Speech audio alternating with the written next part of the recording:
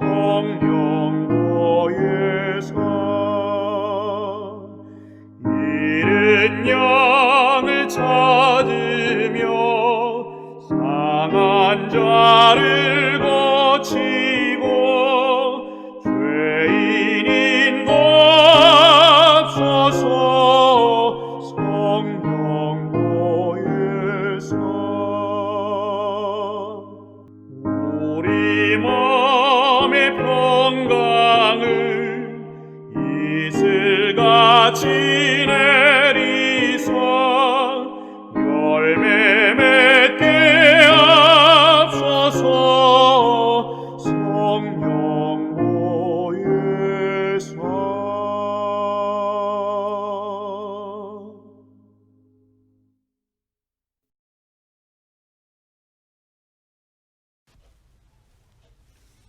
사랑하는 주님, 무더위 속에서 한 주 동안 사랑하는 센트럴밸리교회 모든 성도님들을 지켜주셔서 참으로 감사를 드립니다.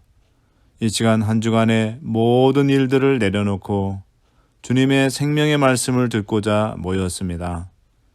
성령 하나님께서 우리의 심령 위에 임하시사 말씀을 통해 은혜 받고 다시 소생하는 귀한 예배가 되게 하옵소서. 감사하며 예수 그리스도의 귀하신 이름으로 기도하옵나이다. 아멘.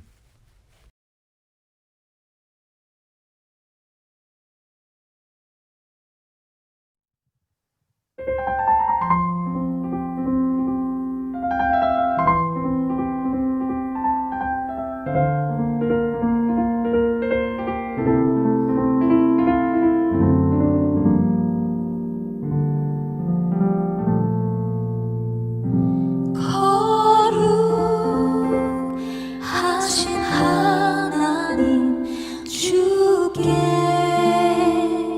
감사드리세.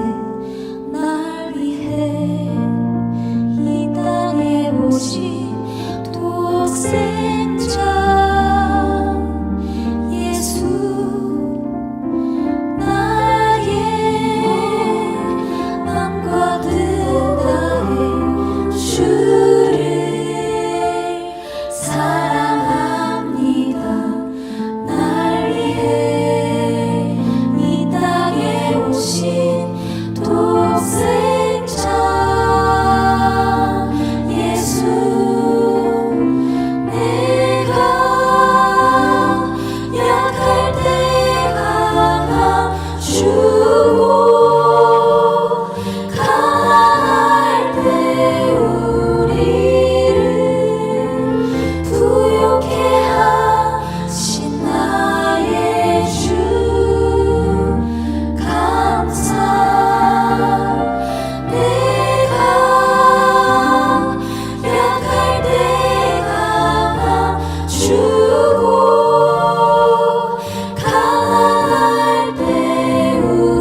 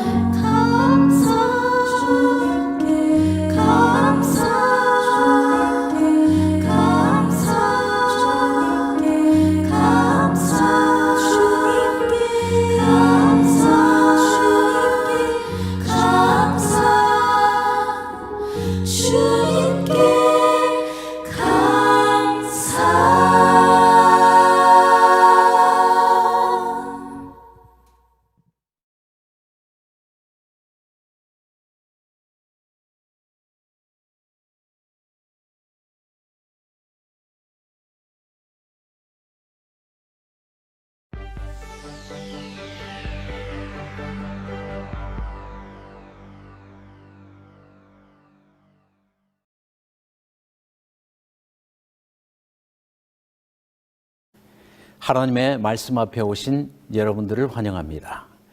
저는 요한의 복음이라는 제목으로 시리즈로 강해 설교를 여러분에게 준비했습니다. 하나님의 말씀이 펼쳐질 때 여러분들에게도 하늘이 열리기를 간절히 바랍니다. 지난 시간에 저희는 요한의 복음 첫 번째 시간, 하나님께서 하늘을 여시고 성령을 보내셔서 하늘의 즉위식을 제자들에게 공개하는 모습을 살펴보았습니다. 먼저 지난 시간에 살펴본 사도행적 38쪽의 말씀을 제가 읽겠습니다. 하늘 문으로 들어가신 그리스도는 천사들의 경배를 받으시며 보좌에 오르셨다. 이 예식이 마쳐지자마자 성령은 풍성하게 제자들에게 쏟아져 내렸다. 오순절 성령 강림은 구주의 취임식이 끝났다는 하늘의 통고였다. 예수님께서는 부활 승천하셔서 구체적으로 하나님의 보좌 성소로 들어가셨고, 성소에서 사탄을 이기시고 하나님 보좌 우편에 앉으셨다고 성경은 기록해 주고 있습니다. 이 사실을 도표로 정리해 보겠습니다. 지난 시간에 살펴본 도표 다시 한번 복습해 보겠습니다. 예수님께서는 승천하셨습니다. 그리고 하나님 보좌 우편에 즉위하셨습니다. 이때 하늘과 땅의 모든 권세를 회복하셨고, 그 증거로서 실제적으로 땅을 통치하기 위해서 또 다른 보혜사 성령을 이 땅에 보내주셨습니다. 이때에 동시적으로 사탄은 하늘에서 쫓겨나게 되었고, 다시는 하나님 보좌 주변에 접근할 수 없게 되었습니다. 그러므로 예수님은 승천하셨고 보좌에 오르셨고, 사탄은 땅으로 내어 쫓겼고 보좌를 영원히 접근할 수 없게 되었고, 이제 예수님께서는 당신이 보좌에 오르신 것처럼 우리를 보좌로 초대하고 있습니다. 이 내용 이번 시간에 저희가 조금 더 구체적으로 살펴보게 될 것입니다. 오늘의 제목을 읽어보겠습니다. 제2강 은혜의 보좌로 나아감. 예수님께서는 십자가의 승리로 하나님 보좌 우편에 즉위하셨습니다. 그리고 우리에게는 십자가를 믿음으로 그 보좌에 따라 들어오도록 초청하고 있습니다. 그러므로 우리는 예수님께서 앞서가신 그 길, 좁은 길, 하늘로 향한 길, 그 길로 우리도 따라 들어갈 필요가 있는 것입니다. 이 일을 예수님께서는 이미 제자들에게 십자가 앞에서 설교로 예언적으로 말씀해 주셨습니다. 요한복음 12장 31절과 2절의 말씀을 제가 또 읽겠습니다. 이제 이 세상에 대한 심판이 이르렀으니 이 세상의 임금이 쫓겨나리라. 내가 땅에서 들리면 모든 사람을 내게로 이끌겠노라. 예수님께서는 십자가 앞에서 내가 땅에서 들리면, 부활 승천하게 되면 이 세상의 권세 잡은 자 사탄이 심판을 받고 영원히 쫓겨날 것이며, 하나님의 백성은 예수님께서 내게로 인도하겠다, 나 있는 곳에 너희도 있게 하겠다는 그러한 예언의 말씀을 미리 주신 것을 우리는 살피게 됩니다. 그렇다면 우리에게 한 가지 질문이 있습니다. 어떻게 처음에 하늘에서 쫓겨난 반역자 사탄이 지속적으로 하나님 보좌 주변에 접근할 수 있었느냐 하는 것을 우리는 살펴볼 필요가 있습니다. 먼저 욥기 2장 1절과 2절의 말씀을 읽겠습니다. 또 하루는 하나님의 아들들이 와서 여호와 앞에 서고 사탄도 그들 가운데 와서 여호와 앞에 서니 여호와께서 사탄에게 이르시되 내가 어디서 왔느냐? 사탄이 여호와께 대답하여 이르되 땅을 두루돌아 여기저기 다녀왔나이다. 또 하루는, 자, 또라는 말을 생각해 보면 사탄은 계속적으로 하나님의 아들 가운데 즉 하나님의 보좌 주변에 접근해서 하나님과 논쟁하고 있다는 것을 알 수가 있습니다. 땅을 두루 다니며 땅의 권세를 가지고, 죄의 권세를 가지고 사탄은 하늘에 접근하고 있는 모습을 우리는 볼 수 있습니다. 계속해서 욥기 2장 5절 이하의 말씀에 이제 주의 손을 펴서 욥의 뼈와 살을 치소서. 그리하시면 틀림없이 주를 향하여 욕하지 않겠나이까. 여호와께서 사탄에게 이르시되 내가 그를 너의 손에 맡기노라. 다만 그의 생명은 해하지 말지니라. 이 여호와 하나님과 사탄의 대화를 보면 사탄은 죄의 권세를 가지고 하나님의 통치에 도전하고 있는 모습을 볼 수가 있습니다. 겉으로 보기에는 욥이 하나님의 통치, 즉 하나님께 예배하는 것처럼 보이며 하나님의 율법에 순종하는 것처럼 보이지만 그의 속마음은 하나님의 방법이 아니라 죄의 권세, 죄의 법, 이 땅의 법에 순종하고 있다는 것을 사단은 하나님 앞에서 도전하고 있는 것입니다. 그러므로 하나님께서 욥의 마음의 중심을 우주에 공개하기 위해서 사탄에게 시험을 허락하는 모습을 볼 수가 있습니다. 그러므로 사탄은 죄의 권세를 가지고 하나님 보호자에 접근해서 지속적으로 하나님의 통치권에 도전하고 있는 것입니다. 그런데 예수님께서 십자가에서 이 권세를 물리치시고 사탄을 영원히 하늘에서 쫓아내시고 예수님께서는 하나님 보좌 우편에 즉위하시는 그 일이 부활 승천 후에 즉각적으로 일어났고 제자들에게 공개되게 된 것입니다. 그렇다면 우리는 죄의 역사와 죄의 끝에 대해서 성경의 전반적인 이해를 살펴볼 필요가 있겠습니다. 먼저 창세기 3장 15절의 말씀을 또 살피도록 하겠습니다. 내가 너 뱀으로 여자와 원수가 되게 하고 너의 후손도 여자의 후손과 원수가 되게 하리니 여자의 후손은 너의 머리를 상하게 할 것이요 너는 그의 발꿈치를 상하게 할 것이니라 하시고, 사탄은 아담을 범죄케 함으로 이 땅에서 죄의 권세로 하나님의 통치에 도전하게 되었습니다. 이때에 하나님께서 즉각적으로 아담에게 찾아오셔서 뱀을 저주하시면서 사탄에게 대쟁투의 시작과 끝을 알려주셨습니다. 이때 하나님께서는 두 가지를 예언하셨습니다. 사탄과 여자 사이에 지속적으로 대쟁투가 지속될 것을 예언적으로 말씀해 주셨고, 여자의 후손과 사탄 사이의 대쟁투가 또한 지속될 것을 말씀해 주셨습니다. 그런데 사탄의 이러한 도전의 최종적인 목적이 무엇인가? 이 사탄이 죄를 통하여 하나님께 도전하는 최종적인 목적이 무엇인가 하는 것을 이사야 14장은 우리들에게 자세히 보여주고 있습니다. 사탄은 아담을 범죄케 만들고 아담의 후손들을 범죄하게 해서 최종적으로 그가 이루고자 하는 목적이 무엇인가? 이사야 14장의 말씀을 읽겠습니다. 너 아침의 아들 계명성이여 어찌 그리 하늘에서 떨어졌으며 너 열국을 엎은 자여 어찌 그리 땅에 찍혔는고. 네가 네 마음에 이르기를 내가 하늘에 올라 하나님의 무별 위에 내 자리를 높이리라. 내가 북극 지폐의 산 위에 앉으리라. 가장 높은 구름에 올라 지극히 높은 이와 같아지리라 하는도다.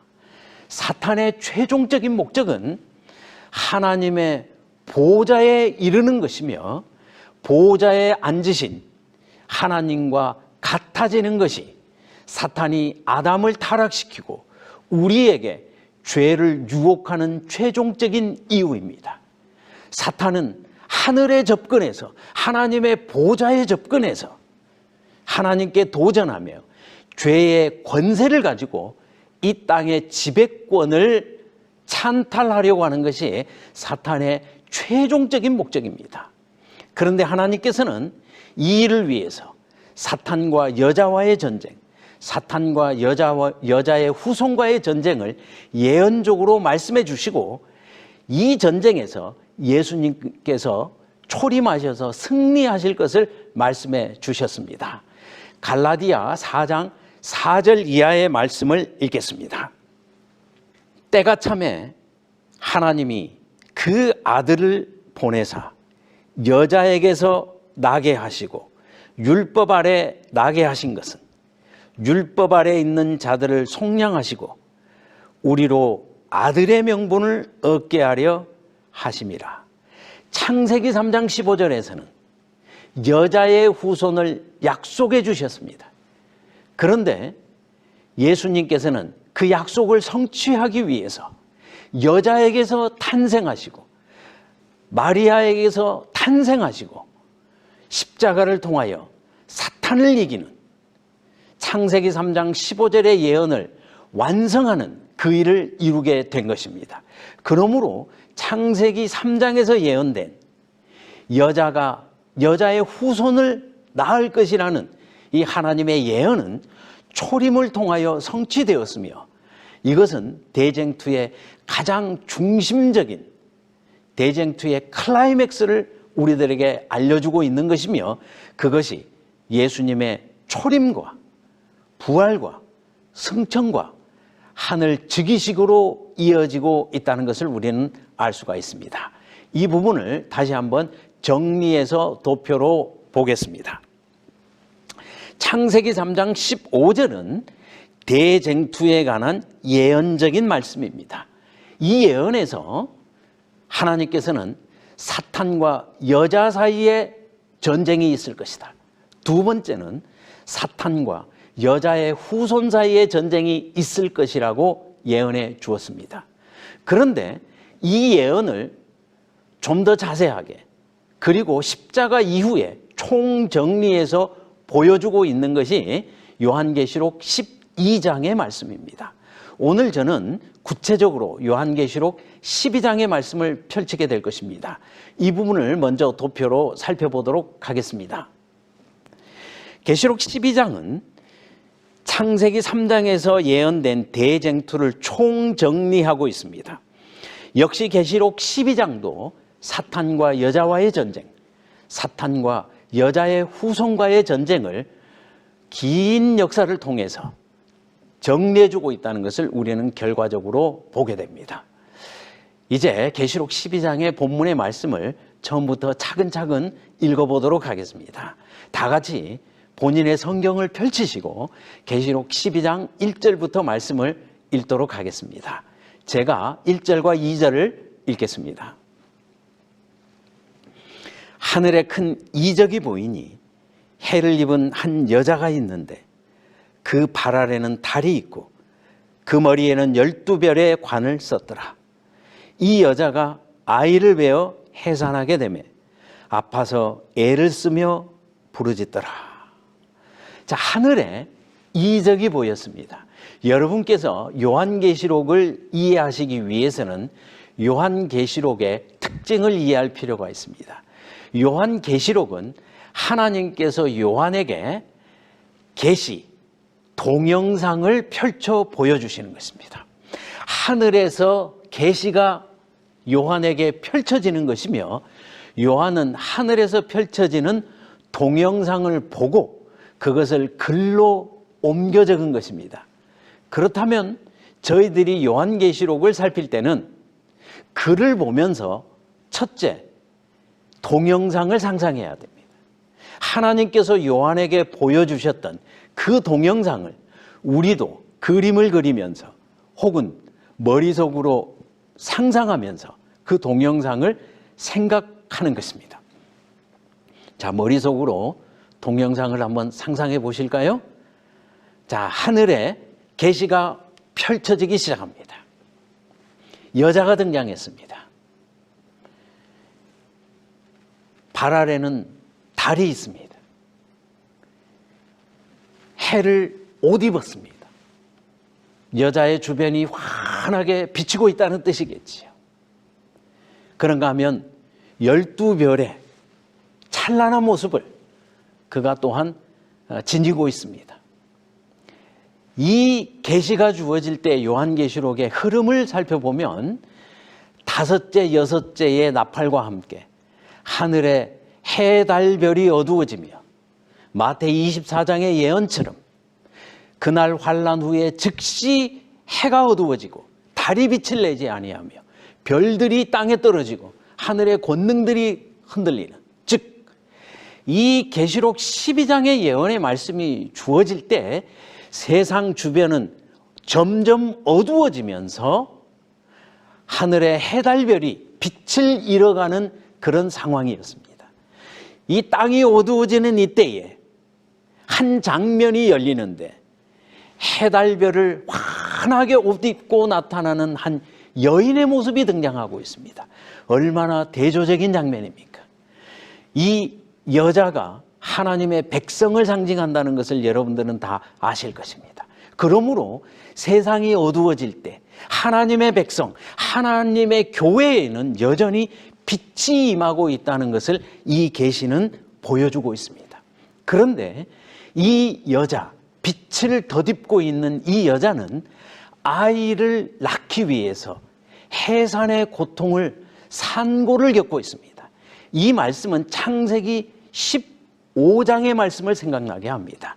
창세기, 즉 성경의 첫 부분에서는 여자가 아이 낳는 이 전쟁이 세상 역사 끝까지 진행될 것이라는 것을 예언해 주고 있는데 그 예언의 클라이맥스에서 이 여자가 실제적으로 아이를 낳기 위해서 고통하고 있는 모습이 계시록 12장 첫 번째 장면입니다. 이제 3절 이하의 말씀을 제가 또 읽겠습니다. 하늘에 또 다른 이적이 보이니 보라, 한 큰 붉은 용이 있어 머리가 7이요 뿔이 10이라. 그 여러 머리에 7 왕관이 있는데 그 꼬리가 하늘별 3분의 1을 끌어다가 땅에 던지더라. 용이 해산하려는 여자 앞에서 그가 해산하면 그 아이를 삼키고자 하더니 하늘에 또 다른 장면이 나타났습니다. 여러분이 영화나 드라마를 보시면 이렇게 장면이 바뀌는 것을 볼 수 있습니다. 병원에서 학교로, 학교에서 집으로 이렇게 장면이 전환되는 것을 볼 수 있는데 요한계시록도 마찬가지입니다. 장면의 전환이 있습니다. 그러므로 우리는 또 다른 장면, 새롭게 펼쳐진 장면을 다시 상상할 필요가 있습니다. 이번 장면에는 해산하려는 여자 앞에 붉은 용이 등장했습니다. 모든 포커스는 용에게 맞춰지는 것처럼 보입니다. 그런데 용은 해산하려는 여인 앞에서 이 여자가 약속의 아이, 그 아이, 예수님을 낳게 되면 그 아이를 삼키기 위해서 여인 앞에 기다리고 있는 무시무시한 장면이 펼쳐지고 있는 것입니다. 창세기 3장에 전쟁이 구체적으로 펼쳐지는 장면을 볼 수가 있습니다. 이제 5절 이하의 말씀을 제가 또 읽겠습니다. 여자가 아들을 낳으니 이는 장차 철장으로 만국을 다스릴 남자라. 그 아이를 하나님 앞과 그 보좌 앞으로 올려가더라. 그 여자가 땅으로 도망하며 거기서 1260일 동안 그를 양육하기 위하여 하나님께서 예비하신 곳이 있더라. 산고의 교통, 난산이었지만 이 여자는 성공적으로 아이를 낳게 되었습니다. 예수님께서 때가 참에 이 땅에 탄생했습니다. 그리고 예수님께서는 십자가를 통하여 승리하시고 죽음의 권세를 이기시고 모든 사람을 구원할 만한 새로운 구속의 길을 열어주시고 예수님은 하늘로 승천하셔서 여기 기록된 말씀처럼 하나님 보좌 앞으로 올라가게 되었습니다. 승리하게 되었습니다. 지난 시간에 살펴본 것처럼 예수님께서 즉위하셔서 하늘과 땅의 모든 권세를 회복하게 되었습니다. 지금까지 사단으로부터 도전받던 땅의 통치권, 죄의 권세로 말미암아 땅의 지배권을 주장하던 사탄의 그러한 도전을 완전히 이기시고 예수님께서 하나님 보좌 우편에 앉으셨습니다. 그때에 여자는 광야로 도망하게 되었다고 기록하고 있습니다. 지금까지는 사탄의 공격 목표가 여자 하나였습니다. 그러나 십자가 이후에는 사탄의 공격 목표가 둘로 나뉘어지고 특별히 하늘과 땅으로 분리되게 되었습니다. 지금까지는 사탄은 땅에서 여자만 공격하면 되고 땅에 초림하신 예수님만 공격하면 되었습니다. 그러나 이제는 예수님은 하늘로 승천하셨고 여자는 여전히, 즉 하나님의 백성은 여전히 이 땅에 남아있기 때문에 사탄은 하늘에도 도전해야 되며 땅에도 도전해야 합니다. 그런데 사탄은 더 이상 하늘로 접근할 수 없는 이 마지막 운명의 기로에 서 있기 때문에 사탄은 먼저 하늘로 예수님을 따라 들어가서 하늘에서 마지막 도전, 마지막 전쟁을 벌이게 되었습니다. 이 내용이 요한계시록 12장 7절 이하에 기록되어 있습니다. 다시 한번 여러분의 성경으로 7절을 펼치시고 오늘의 핵심 성경절 자세하게 살펴보도록 하겠습니다. 계시록 12장 7절 이하의 말씀을 읽겠습니다. 하늘에 전쟁이 있으니 미가엘과 그의 사자들이 용과 더불어 싸울세. 용과 그의 사자들도 싸우나 이기지 못하여 다시 하늘에서 그들이 있을 곳을 얻지 못한지라. 큰 용이 내어 쫓기니 옛 뱀 곧 마귀라고도 하고 사탄이라고도 하며 온 천하를 꿰는 자라. 그가 땅으로 내어 쫓기니 그의 사자들도 그와 함께 내어 쫓기니라. 사탄은 먼저 여자를 공격하던 것을 버려두고 하늘로 예수님을 뒤따라가게 되었습니다. 그러므로 예수님께서 부활 승천하셨을 때 사탄은 곧바로 예수님을 따라가게 되었습니다. 마지막 도전, 사탄의 마지막 몸부림, 하늘에 접근할 수 있는 최후의 기회, 사탄은 예수님을 따라 들어가서 공격하게 되었습니다. 그때의 전쟁의 모습을 용과 미가엘의 전쟁이라고 기록하고 있습니다. 그리고 이 전쟁에서 예수님께서는 승리하시게 되었고 하나님 보좌 우편에 앉게 되었고 사탄은 다시는 하늘에서 저의 있을 곳을 얻지 못하는, 즉 하늘에서 영원히 추방되게 되었습니다. 욥기서를 보면 사탄은 첫 번째 하늘에서 쫓겨난 이후에도 지속적으로 하늘에 접근할 수 있었습니다. 이 땅에서 죄인들이 범죄한 사실, 즉 죄의 권세를 가지고 사탄은 그 권세를 가지고 하나님께 도전하기 위해서 하나님 보좌 주변에서 이 땅의 통치권이 하나님에게 있다는 것은 공의롭지 못하며 이 땅의 많은 사람들이 율법 아래 죄의 결과 아래 머물러 있는 한 이 땅의 권세는 사탄 자신에게 있다는 것을 주장했습니다.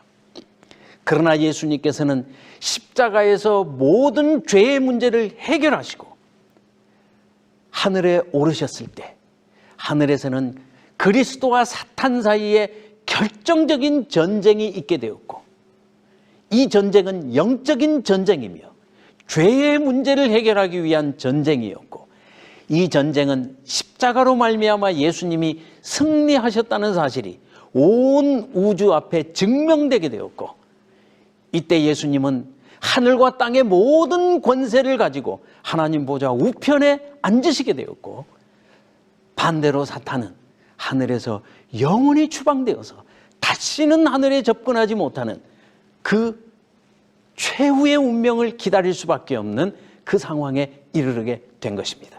그 사실이 하늘의 큰 전쟁이라고 기록되어 있고, 이것이 즉위식을 준비하시는 기간 동안에 일어났던 약 열흘 동안의 하늘에서 되어지는 그리스도와 사단 사이의 전쟁이며, 이 기간 동안의 제자들은 마가의 다락방에서 깨어서 기도하게 되었고, 이 전쟁이 끝났을 때 예수님은 즉위하게 되었고, 예수님이 승리하셨다는 사실이 또 다른 보혜사가 이 땅에 보내지게 되었고, 제자들은 성령의 감동으로 하나님의 보좌에 이르르게 되었고, 보좌에서 되어지는 모든 사실을 깨닫게 되었고, 제자들은 실제적으로 이 사실을 증거하기 위해서, 그리스도가 승리하셨다는 사실을 증거하기 위해서 예루살렘과 온 유대와 사마리아까지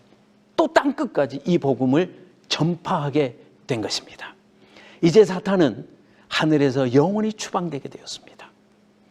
이제 하늘에서 추방된 사탄은 땅으로 내어 쫓겨서 그 다음 전쟁 대상은 여자로 국한되게 되었습니다. 이 사실 계시록 12장 12절의 말씀 제가 또 읽겠습니다. 계시록 12장 10절 이하의 말씀 제가 읽겠습니다. 내가 또 들으니 하늘에 큰 음성이 있어 이르되 이제 때를 알려주고 있습니다. 이제 우리 하나님의 구원과 능력과 나라와 또 그의 그리스도의 권세가 나타났으니 우리 형제들을 참소하던 자, 곧 우리 하나님 앞에서 밤낮 참소하던 자가 쫓겨났고, 또 우리 형제들이 어린 양의 피와 자기들이 증언하는 말씀으로써 그를 이겼으니 그들은 죽기까지 자기들의 생명을 아끼지 아니하였도다. 예수님께서 하늘에 즉위하셨을 때 그리스도의 권세가 이루게 되었으며, 하늘과 땅의 모든 권세가 그리스도에게 주어지게 되었으며, 사탄은 내어 쫓기게 되었다는 것을 하늘에서 선언하고 있는 모습입니다. 예수님의 즉위식과 함께 하늘에서는 공개적으로 예수님께서 즉위하심으로 말미암아 되어지는 하늘과 땅에서의 모든 변화, 그리스도가 승리하셨다는 사실을 선언적으로 선포해 주고 있습니다. 이 선포에서 가장 중요한 것은 우리를 참소하던 자는 쫓겨났고, 심지어 예수님의 제자들은 죽기까지 하나님의 통치에 순종하는 모습, 그리고 그 예수님의 부활 승천을 증거하는 모습, 이 모습을 통하여서 예수님께서 십자가를 통하여 승리하신 것처럼 제자들도 자기 목숨을 내어놓고 십자가를 따라 들어가는, 십자가를 통해서 하나님 보좌로 따라 들어가는 이러한 모습을 하늘은 선포해 주고 있습니다. 예수님께서 자기 목숨을 버려서 사단을 이기신 것처럼 예수님의 제자들도 자기의 생명을 아끼지 아니하고 십자가의 정신으로 사탄의 권세를 이기고 실제적으로 죄를 극복하면서 하나님 보호자로 따라 들어가는 이런 모습을 하늘은 우주적으로 공개하고 선언하고 있습니다. 그러므로 하늘과 땅의 모든 존재들에게 예수님께서 승리하셨으며 예수님을 뒤따르는 제자들이 승리하고 있다는 것을 선언했습니다. 이제 모든 것이 이루었다는 것을 선언해주고 있는 것입니다. 계속해서 12절의 말씀을 읽겠습니다. 그러므로 하늘과 그 가운데 거하는 자들은 즐거워하라. 그러나 땅과 바다는 화 있을진저. 이는 마귀가 자기 때가 얼마 남지 않은 줄을 알므로 크게 분내어 너희에게 내려갔음이라 하더라. 자, 하늘에서는 중요한 선언이 주어졌습니다. 이제 예수님은 즉위하셨고 마귀는 영원히 하늘에서 추방되었다는 것을 선언하면서 하늘은 즐거워하라, 그러나 땅에는 화가 있을 것이라 선언해 주었습니다. 계속해서 13절 이하의 말씀을 읽겠습니다. 용이 자기가 땅으로 내어 쫓긴 것을 보고 남자를 낳은 여자를 받게 하는지라. 그 여자가 큰 독수리의 두 날개를 받아 광야 자기 곳으로 날아가 거기서 그 뱀의 낯을 피하여 한 때와 두 때와 반 때를 양육받으매 여자의 뒤에서 뱀이 그 입으로 물을 강같이 토하여 여자를 물에 떠내려 가게 하려 하되 땅이 여자를 도와 그 입을 벌려 용의 입에서 토한 강물을 삼키니. 자, 이제는 용이 땅으로 내어 쫓긴 것을 알고 더 이상 여자의 후손을 공격할 수는 없고 예수님을 공격할 수는 없고 여자를 추적하며 공격하는 여자와의 전쟁이 본격적으로 시작되고 있는 것을 볼 수가 있습니다. 그러므로 십자가 이후에 사탄의 두 번째 공격 대상은 하나님의 백성, 교회가 될 것이며 교회는 광야로 도망하게 되었고 이 광야는 하나님이 예비하신 곳이며 마치 출애굽 당시에 하나님께서 독수리의 날개로 이스라엘을 품어서 광야 한적한 곳에서 40년 동안 이스라엘을 양육했던 것처럼 세상의 모든 접근에서부터 하나님께서 이스라엘을 보호하셨던 것처럼 이제 다시 한번 신약의 교회는 한 때와 두 때와 반 때 동안 하나님께서 예비해 주신 땅으로 도망해서 그곳에서 뱀의 공격으로부터 보호해 주시는 하나님의 보호를 성경은 보여주고 있습니다. 자, 계속해서 계시록 12장 17절의 말씀을 읽겠습니다. 용이 여자에게 분노하여 돌아가서 그 여자의 남은 자손 곧 하나님의 계명을 지키며 예수의 증거를 가진 자들과 더불어 싸우려고 바다 모래 위에 서 있더라. 용은 광야에서 보호받고 있는 하나님의 백성을 최종적으로 멸망하고 공격하는 데는 한계가 있음을 깨닫게 되었습니다. 그러므로 용은 돌아가서 마지막 전쟁을 예비하기 위해서 준비하고 있습니다. 어느 때를 기다리는 것인가요? 한 때와 두 때와 반 때가 끝나기를 기다리는 것입니다. 그 하나님이 보호하는 기간이 끝나게 되면 그때를 기다려서 용은 마지막 전쟁을 할 것입니다. 그러므로 용은 바다 모래 위에 서서, 즉 땅과 바다 중간에 서서 마지막 전쟁을 위해서 여자의 후손들이 한 때와 두 때, 반 때 끝에 사단과 마지막 전쟁에 임하게 되면 최후의 전쟁에서는 승리하기 위해서 사탄은 모든 힘을 집중하고 있는 모습이 계시록 12장 마지막에 펼쳐지고 있습니다. 이제 계속되는 13, 14장은 다음 기회에 제가 계속해서 펼치게 될 것입니다. 자, 오늘의 말씀을 정리해 보도록 하겠습니다. 계시록 3장 21절의 말씀을 읽겠습니다. 이기는 그에게는, 이기는 교회에게는 내가 내 보좌에 함께 앉게 하여 주기를, 내가 이기고 아버지 보좌에 함께 앉은 것과 같이 하리라. 이기신 예수님께서 우리에게 초대하고 있습니다. 이기는 성도들에게는 내 보좌에 함께 앉게 해 주겠다고 말씀하셨습니다.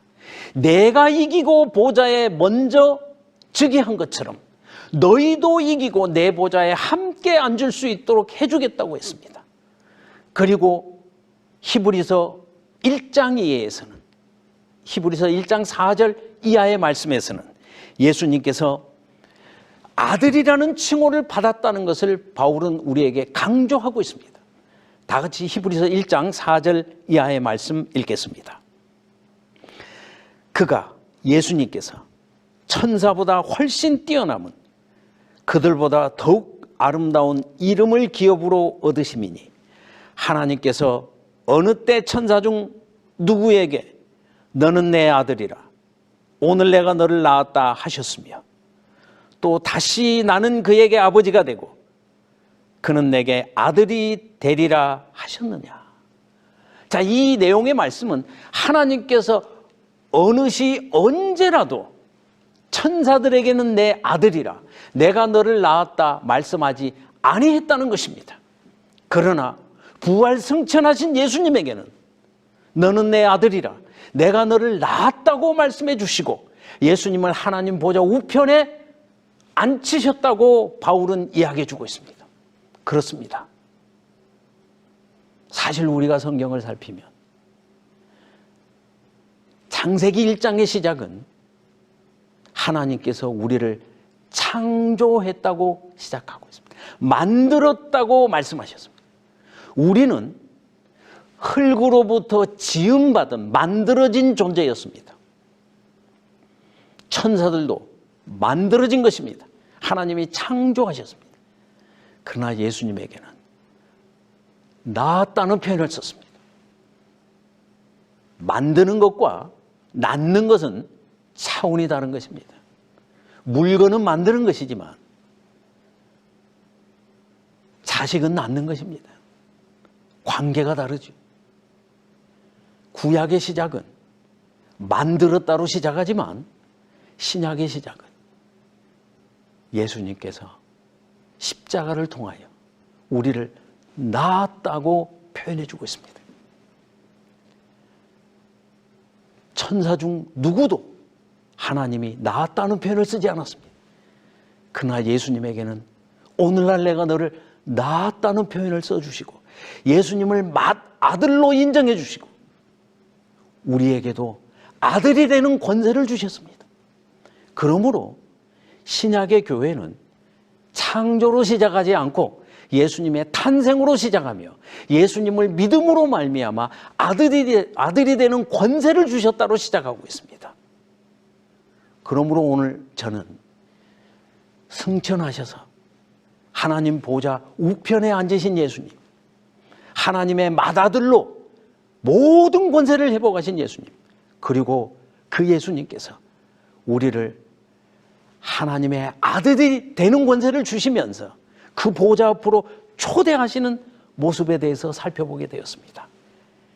이 예배에 함께 하시는 모든 분들도 하늘까지 이르르며 그 예수님의 초대에 응답함으로 하늘의 권세를 덧입는 그러한 하나님의 자녀가 되는 경험을 이어가시기를 간절히 바랍니다. 하나님의 은혜가 이 말씀을 듣고 이 말씀 위에 믿음을 의합하는 모든 분에게 함께 하실 것입니다. 감사합니다.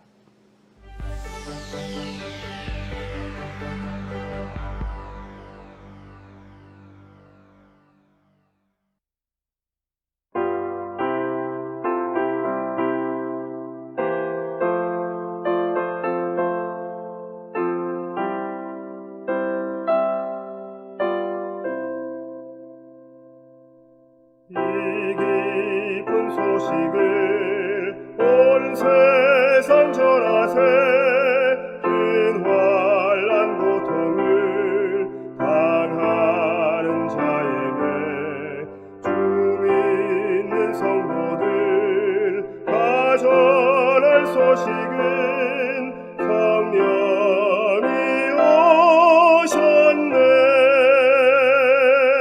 성령이 오셨네 성령이 오셨네 내 주에 보내신 성령이 오셨네 이 기쁜 소식을 온 세상 전하세 성령이 오셨네 만왕의 왕께서 저 사로잡힌 자 다 구원하시고 잠자유 주셨네 승리의 노래가 온 음성에 들리니 성령이 오셨네. 성령이 오셨네. 성령이 오셨네. 내 주에 보내신 성령이 오셨네. 이 기쁜 소식을 온 세상 전하세. 성령이 오셨네.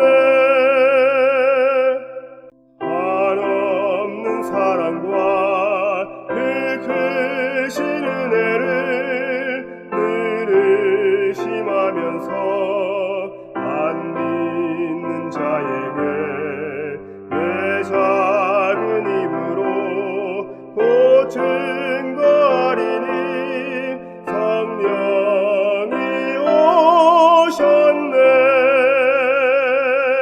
성령이 오셨네. 성령이 오셨네.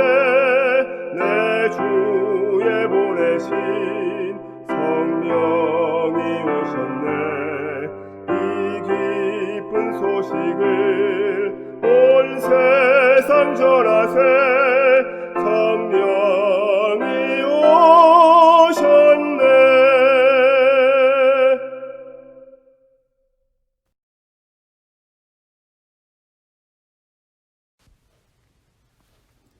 자비로운 주 하나님, 메마른 저희들의 심령 위에 말씀의 단비를 부어주셔서 감사합니다. 주님, 최근 우리 주변에 많은 일들이 일어나고 있습니다. 100도가 넘는 무더위가 계속되고 또 곳곳에서 산불이 일어나고 있습니다. 코로나 바이러스는 감염 속도를 더욱 증가시켜서 수많은 사람들을 감염시키고 또 고통스럽게 만들며 많은 사람들이 그 결과 죽어가고 있습니다. 오 주여, 자비를 베푸셔서 이 땅에 더 이상의 고통이 없게 하옵소서. 또한 이러한 일들을 보면서 주의 오심이 더욱 가까워졌음을 깨닫고 영적으로 깨어 준비할 수 있는 저희가 되게 하여 주시옵소서. 이제는 곧 오실 우리 주 예수 그리스도의 귀하신 이름으로 기도드리옵나이다. 아멘.